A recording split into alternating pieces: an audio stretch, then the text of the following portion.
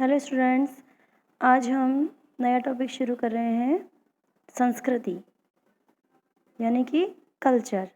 इस टॉपिक में हम पढ़ेंगे संस्कृति क्या है, संस्कृति का अर्थ, उसकी परिभाषा, उसकी विशेषताएं और संस्कृति से संबंधित बहुत सारी अन्य चीज़ें। तो शुरू करते हैं। सबसे पहले हम ले लेंगे कि संस्कृति है क्या। संस्कृति का अर्थ क्या है। तो अगर देखा जाए तो संपूर्ण ब्रह्मांड में जो है मनुष्य एक अनोखा प्राणी है। मनुष्य की तरह का अन्य प्राणी इस जगत में नहीं मिलेगा। क्यों है वो अनोखा? वो अनोखा इसलिए हो पाया है क्योंकि उसने जो है संस्कृति को बनाया है। संस्कृति का निर्माता जो है मनुष्य को माना जाता है। ठीक है। संस्कृति का उद्भव मानव के मध्य ही होता है। ये संस्कृति ही होती है जो मनुष्य को, ब्रह्मांड के जितने भी अन्य सभी जीव है या पशु है, उन सभी से जो है उसको अलग करती है।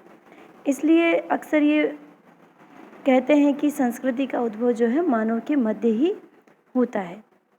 पशु संस्कृति के अधिकारी नहीं होते, और यदि होते भी हैं तो वो नाम मात्र के लिए या फिर ना के बराबर होते हैं।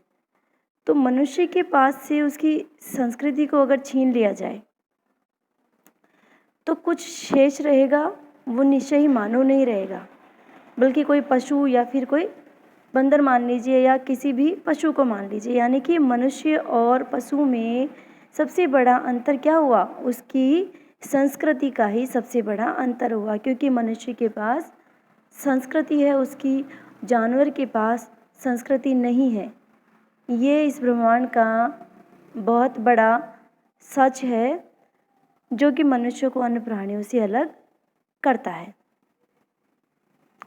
देखिए, होबल क्या बोलते हैं संस्कृति के बारे में कि संस्कृति अनोखे रूप में मानव घटना यानी कि ह्यूमन फिनोमिना, मानव घटना है।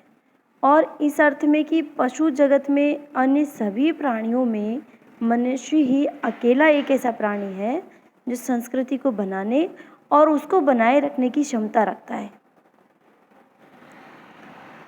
ठीक है। और इसी कंसेप्ट की हेल्प से, इसी अवधारणा की हेल्प से मानव के संबंध में जो है बहुत सारे जो उसके मिस्ट्रीज़ है, बहुत सारे उसके रहस्य है, उनका उद्घाटन होता है। ठीक है। अब देखिए, संस्कृति पशु और मानव के बीच का अंतर है। तो ये अंतर क्यों है?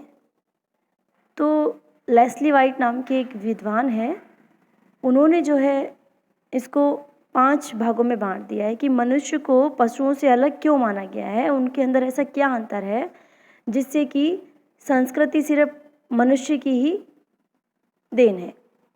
वो क्या है ऐसा मनुष्य के पास, उसी के बारे में अब हम पढ़ेंगे। लेस्ली वाइट ने इसकी जो है 5 क्षमताओं का उल्लेख किया है कि मनुष्य के पास ऐसी 5 क्षमताएं मान लीजिए या गॉड गिफ्ट मान लीजिए, जिसकी वजह से मनुष्य जो है संस्कृति को बनाने योग्य बन सका है। ये एकदम सही है कि मनुष्य जो है संस्कृति का निर्माण करने वाला है। फिर भी संस्कृति निर्माण की क्षमताएं मानव को प्रकृति से ही मिलती है, और वह इस अर्थ में कि मानव को प्रकृति से कुछ इस प्रकार की शारीरिक तथा मानसिक उपहार या गिफ्ट्स या क्षमताएं मिल गई हैं जिनके सम्मिलित उपयोग से संस्कृति का निर्माण मनुष्य के लिए संभव हो पाया है। तो लेस्ली वाइट ने जो इसकी 5 विशेषताएं जो बताई है, उनको अब हम यहाँ पर पढ़ेंगे। सबसे पहली विशेषता उन्होंने क्या बताई थी? उन्होंने बताया कि मनुष्य एकमात्र ऐसा प्राणी है जो सीधा खड़ा हो सकता है। मनुष्य की सीधा खड़ा हो सकने की क्षमता, जिसकी सहायता से जो है मनुष्य दोनों हाथों को, जो कि अन्य प्राणी जिनका चलने के लिए प्रयोग करता है, दूसरे पशु जिसका चलने के लिए प्रयोग करते हैं, मनुष्य उन्हीं 2 हाथों का जो है अन्य कार्यों में भी उपयोग कर सकता है, क्योंकि वो सीधा खड़ा हो सकता है वो सिर्फ अपने 2 पैरों के बल चलता है। ठीक है। दूसरा, लेस्ली वाइट ने क्या विशेषता बताई है? स्वतंत्रता पूर्वक घुमाए जा सकने वाले हाथ, यानी अपोजेबल थंब, जिसकी सहायता से क्या होता है, मनुष्य वस्तुओं को बहुत अच्छी तरह से सरलता से पकड़ सकता है। मानव के हाथों में स्वतंत्रता पूर्वक घुमाए जा सकने वाली क्षमता उसे इस योग्य बना देती है कि वो जो है सामान्य तीर धनुष से लेकर बड़ी बड़ी मशीनों को भी सरलता से चला सकता है और उन पर नियंत्रण कर सकता है।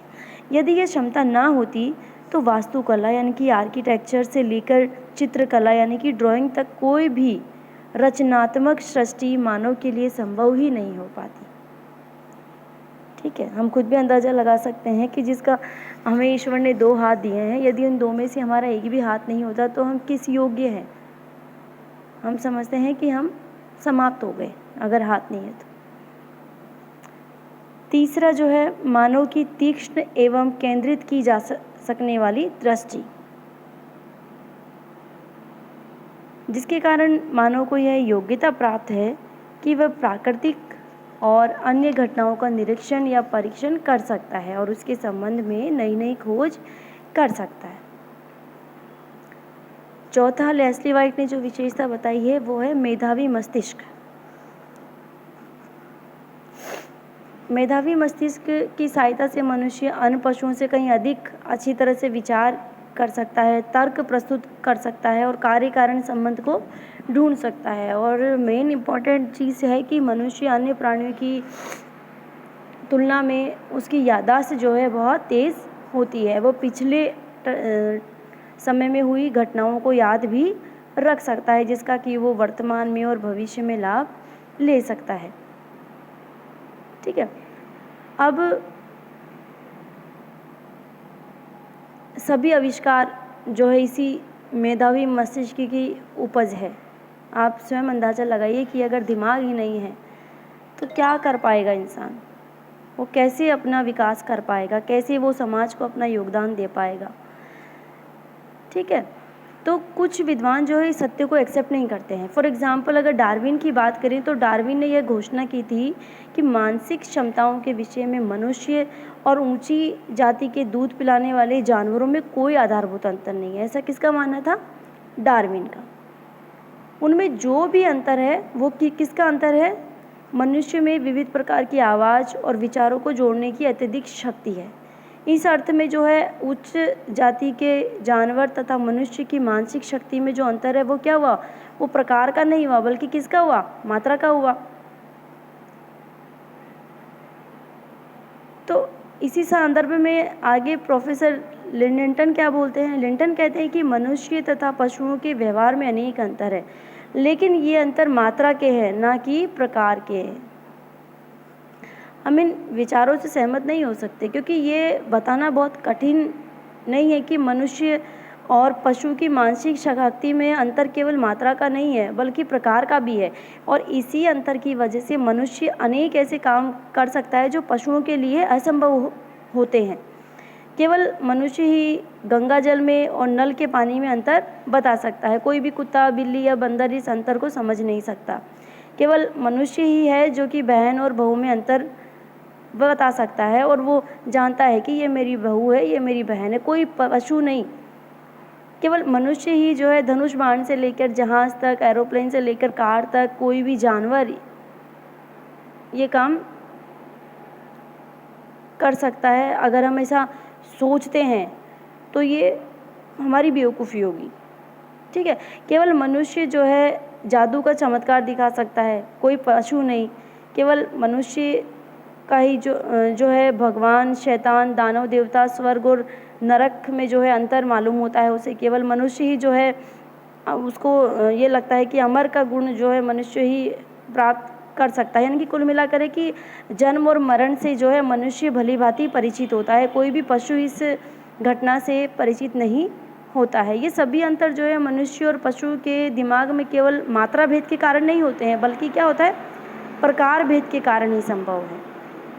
कुल मिला के क्या हुआ कि मनुष्य और पशु के दिमाग में जो हम अंतर बता रहे हैं वो सिर्फ मात्रा का भेद नहीं होता है कि सिर्फ उसमें 1 ग्राम का है या उनमें 2 ग्राम का, ऐसा नहीं है। बल्कि प्रकार का है कि उनका दिमाग अलग टाइप का है और मनुष्य का दिमाग अलग टाइप का है।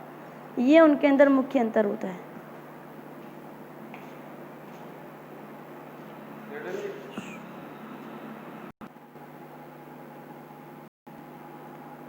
पांचवी जो विशेषता लेस्ली वाइट ने बताई है वो है मनुष्य के पास भाषा और सिंबल्स के माध्यम से अभिव्यक्ति करने की विशेषता। भाषा और प्रतीक मनुष्य को संस्कृति निर्माता के रूप में प्रतिष्ठित करने में मानव की भाषा और प्रतीकों के माध्यम से विचारों के आदान प्रदान की क्षमता सर्वप्रमुख है। ठीक है, ये बिल्कुल सच है जो कि पशुओं के पास ये भाषा और प्रतीक नहीं है।